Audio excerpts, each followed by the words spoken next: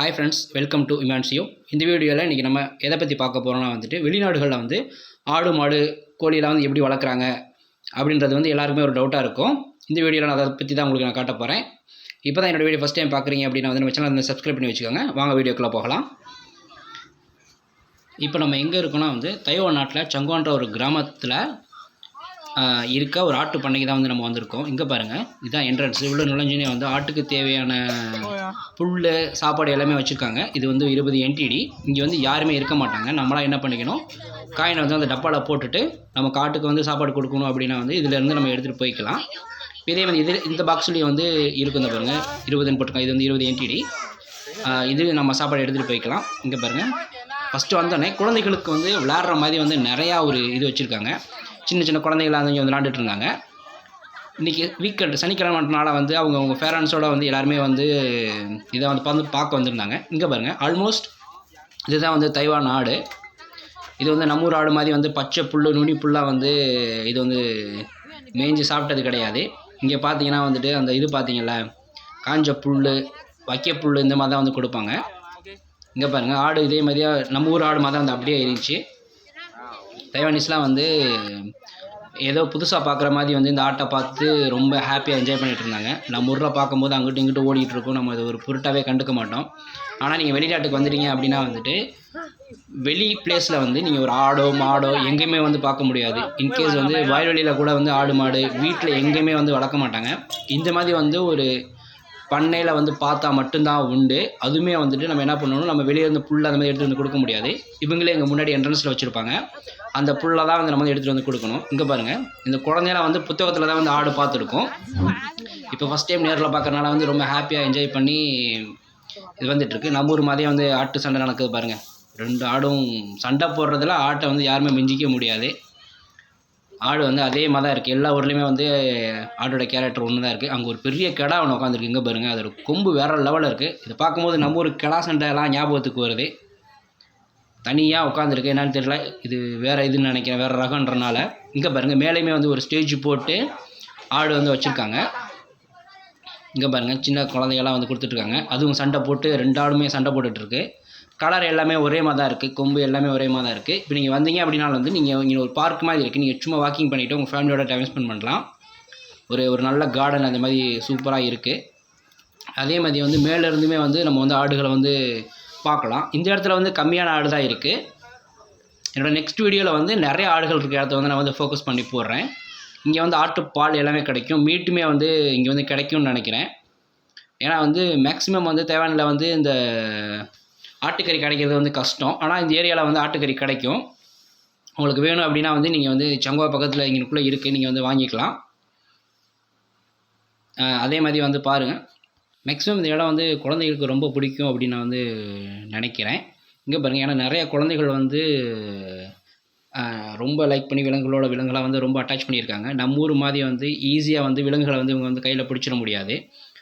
பூனை நாய் இது 2 மட்டும்தான் வீட்டில் வச்சுருப்பாங்க. மீதி விலங்குகள் எதுவுமே இவங்க வீட்டில் வச்சுருக்க மாட்டாங்க. அதனால தான் இங்கே நேரில் பார்க்கும்போது அவங்களுக்கு இவ்வளோ சந்தோஷமாக இருக்குது. என்னால் நீங்கள் கூட நினைக்கலாம், என்னால் ஆடு மாடெல்லாம் வீடியோ எடுத்து போடுறே அப்படின்னு சொல்லிட்டு. நீங்கள் வெளிநாட்டுக்கு வந்துட்டீங்க அப்படின்னா வெளியே எங்கேயுமே இந்த மாதிரி விஷயங்களை பார்க்க முடியாது. இங்கே பாருங்கள், மக்களை பார்த்தோன்னே இந்த ஆடுகள் எவ்வளோ சந்தோஷமாக எவ்வளோ ஃப்ரெண்ட்லியாக ஜாலியாக என்ஜாய் பண்ணியிருக்குன்னு சொல்லிட்டு. இந்த குழந்தைங்களாம் பாருங்கள், ஓடி ஆடி விளையாண்டுட்ருக்காங்க. இந்த பையன் அதுக்கு இது கொடுத்துட்ருக்கான், சந்தோஷமாக சாப்பிட்டுட்ருக்கு. நம்ம கொஞ்ச நாளாக விலங்குகளோட டைம் ஸ்பெண்ட் பண்ணணும். ஏன்னா இப்போ வெளிநாட்டுக்கு எல்லாருமே ஓடி ஆடி நம்ம நம்மளோட வாழ்க்கையை பார்த்துக்கிட்டு இருக்கோம். இப்போ நம்ம ஊர்னால் நம்ம வீட்டு வாசல்லையே ஆடு மாடு கோழி எல்லாமே இருக்கும். இங்கே அப்படி கிடையாது. நம்ம இந்த மாதிரி ஒரு குறிப்பிட்ட இடத்துல மட்டும்தான் இருக்கும். அதுவும் நம்ம நீங்கள் சிட்டி சைடு போனீங்கன்னா சிட்டி சைடு எங்கேயுமே இருக்காது. மேக்ஸிமம் யாருமே தைவானில் வெளியே இந்த ஆடு மாடு பார்த்துருக்க மாட்டாங்க. நாங்கள் கொஞ்சம் வில்லேஜ் டைப் பண்ணுறனால தான் எங்களால் இது பார்க்க முடியுது. தைவான் நீங்கள் ரொம்ப நாள் ஆகி தைவானில் இது வரைக்கும் நீங்கள் ஆடு மாடு பார்த்ததே இல்லை அப்படின்னா நீங்கள் கமெண்ட் செக்ஷனில் போடுங்க. இப்போ தான் நம்ம ஆட்டு பண்ணையை பார்த்துட்டு வந்துட்டோம். ஆட்டு பண்ணை அந்த பக்கம் இருக்குது. அங்கேருந்து ஒரு 5 நிமிஷம் நடந்து வந்தாலே இந்த பக்கம் போனோன்னா அந்த மாட்டு பண்ணை ஒன்று இருக்குது. இங்கே பாருங்கள்,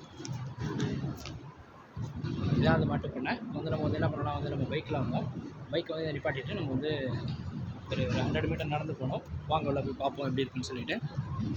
ஏன்னா மேக்ஸிமம் தைவானில் வந்துட்டு எல்லாமே வந்துட்டு நம்ம பால் மீட் எல்லாமே வந்து இந்த பிஎக்ஸு சிவில் இந்த மாதிரி சூப்பர் மார்க்கெட்டில் தான் வாங்குவோம். இந்த மாதிரி இடத்துல தான் வந்துட்டு நமக்கு என்னென்னா வந்து ஃப்ரெஷ்ஷாக வந்து மில்க் கிடைக்கும், எல்லாமே வந்து கிடைக்கும். வாங்க உள்ளே போய் அந்த மாடெல்லாம் எப்படி இருக்குன்றதை பார்ப்போம். இங்கே பாருங்கள், போகிற வழியிலே வந்து இது வந்து ப்ளம்ஸ் மரம்னு நினைக்கிறேன். ஒரு ஃபேமிலி நின்று ஃபோட்டோ எடுத்துகிட்டு இருக்காங்க. பூவெல்லாம் வந்து செம்ம அழகாக இருந்துச்சு. ரொம்ப அமைதியான இடமா இருக்குது இந்த இடம். இங்கே பாருங்கள், இது நம்ம இலவம் பஞ்சு மாதிரி இருக்குது. என்னன்னு தெரியல. ஆல்மோஸ்ட் வந்து நம்ம இப்போ அந்த இடத்துக்கு வந்துட்டோம்னு நினைக்கிறேன். இது வந்து 2ஆக பிரித்து வச்சுருக்காங்க. இப்போ மேலே வந்து நிறைய மாடுகள் இருக்குது. வாங்க நான் உங்களுக்கு வந்து காட்டுறேன் எப்படி இருக்குன்னு சொல்லிட்டு. இப்போ மெதுவாக உள்ளே போயிட்டு பார்ப்போம். அந்த மாடுகள்லாம் வந்து எப்படி இருக்குது அப்படின்றத வந்துட்டு கொஞ்சம் ஒரு சின்ன மலை ஏற மாதிரி இருந்துச்சு. இந்தா பாருங்கள், அங்கே பாருங்கள், நான் உங்களுக்கு பின்னாடி காட்டுறேன். இது ஃபுல்லாகவே வந்து மாட்டு கொட்டம் தான். இங்கே பாருங்கள், இது சுற்றிலுமே வந்து மாட்டு கொட்டங்களாக இருக்குது. வாங்க அப்படி உள்ளே போய் பார்ப்போம். இங்கே போய் பார்க்கும்போது தான் தெரியுது எக்கச்சக்க மாடு, வெரைட்டியான மாடுகள்லாம் இருந்துச்சு. ஒரு மாடும் சரியான பெரிய நான் அப்படியே பக்கத்தில் போய் பார்க்குறேன். ஆனால் இங்கே எல்லா மாட்டிலுமே வந்து ஏதோ ஒரு நம்பர் ஒன்று எழுதி வச்சுருந்தாங்க. எல்லாம் எங்கே போனாலும் தெரியல. மாட்டை ஃபுல்லாகவே மாட்டு பணம் இருக்குது. எல்லாமே வந்து பால் மாடு தான். மாடு பாருங்கள், பசியில் இருக்குதுன்னு நினைக்கிறேன். எல்லாருக்குமே வந்து இந்த மாதிரி பயங்கரமாக நம்ம மாட்டு கொட்டை மாதிரி போட்டு ஒரு மாடையுமே வந்துட்டு இந்த மாதிரி வச்சுருக்காங்க. எல்லோரும் மாட்டு காதுலேயுமே வந்து ஏதோ ஒன்று வச்சுருக்காங்க. இங்கே பாருங்கள், மாடு எல்லாமே வந்து ரொம்ப பாவமாக பார்க்குதுங்க.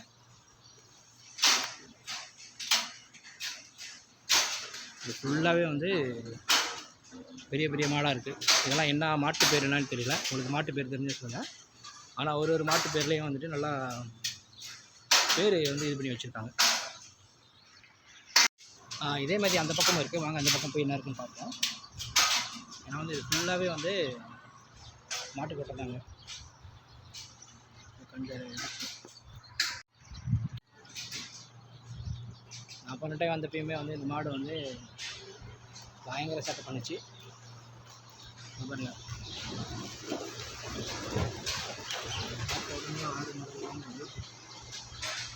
தெரியல.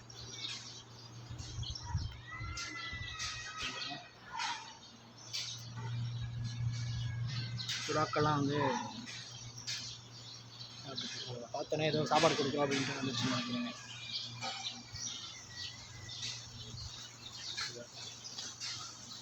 புறா இடம் எல்லாமே இருக்குது. பயங்கரமாக இருக்குங்க. பார்க்கவே வந்து வேற லெவலில் இருக்குது. புறாக்கெல்லாம் பாருங்கள், புறாக்களும் வந்து பயங்கரமாக சாப்பிட்டுட்டு இருக்கு. நிறையா புறா இருக்கும்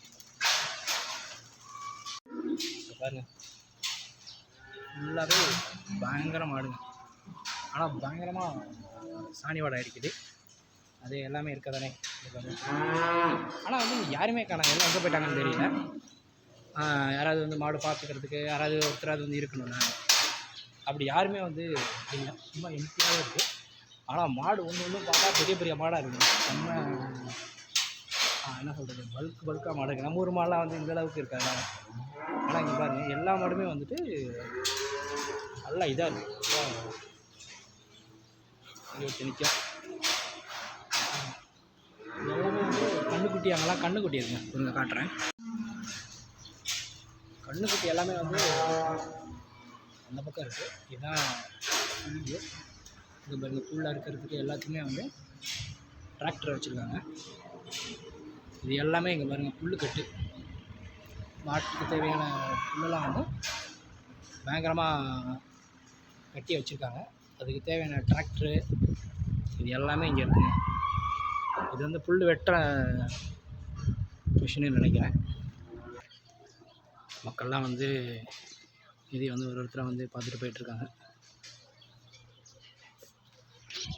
இங்கே பாருங்கள், இதுவுமே வந்து அந்த பால் கறக்கிற மிஷின் தான் நினைக்கிறேன். இங்கேயுமே வந்து நிறையா மாடு இருக்குது. வாங்க பக்கத்தில் போய் என்ன இருக்குன்னு பார்ப்போம். இங்கே பாருங்கள், அந்த ப்ராசஸ் எப்படின்றத வந்து போட்டிருக்காங்க. இது ஒன்று வந்து மாடு இருக்குது, 2 எப்படி பால் கறக்கிறது, எப்படி ஃபீட் பண்ணுறது, எப்படி இது பண்ணுறாங்க அந்த இது எல்லாமே போட்டிருக்காங்க.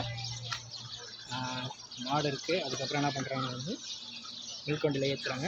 அப்புறம் கொண்டு போயிட்டு மில்க் பாட்டில் வச்சு எல்லாமே கறக்குறாங்க. சைக்கிள் ஓட்டிட்டு வந்துட்டுருக்கோம்.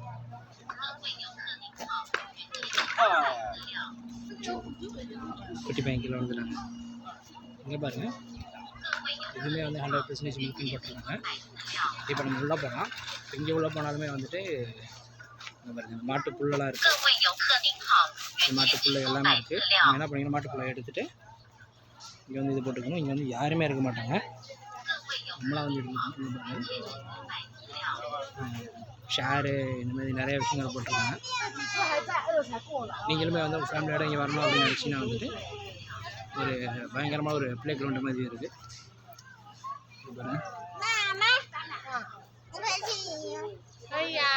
இதெல்லாம் போட்டு பயங்கரமாக வச்சுருக்காங்க. மாட்டுக்கு வந்து புல் கொடுத்துட்ருக்காங்க. இங்கே பாருங்கள், அண்ணாமலை படத்தில் வர மாதிரி சரியான கிரவுண்டாக இருக்குது. நம்ம வந்தாலுமே வந்து இங்கே வந்து ஃபேமிலியோட நல்லா வந்து டைம் ஸ்பெண்ட் பண்ணுறாங்க. ஒரு ஃபோட்டோ எடுக்கிறாங்க. நம்ம மட்டும் போக முடியாது. பாருங்கள், ஊஞ்சல்லாம் வந்து இருக்குது. இப்போ நீங்கள் ஃபேமிலியோட வரணும் அப்படின்னா வந்துட்டு நீங்களும் இங்கே வந்து இங்கே பாருங்கள், இந்த ஊஞ்சல்லாம் இருக்குது. இந்த ஊஞ்சல்லாம் நீங்கள் வந்து நம்ம ஜாலியாக விளையாண்டுட்டு நம்ம வந்து போகலாங்க. ஒரு சூப்பரான இடம். கிரிக்கெட் விளாட்றது, ஃபுட்பால் விளாட்றது எல்லாத்துக்கும் வந்து ஒரு அருமையான பிளேஸுங்க.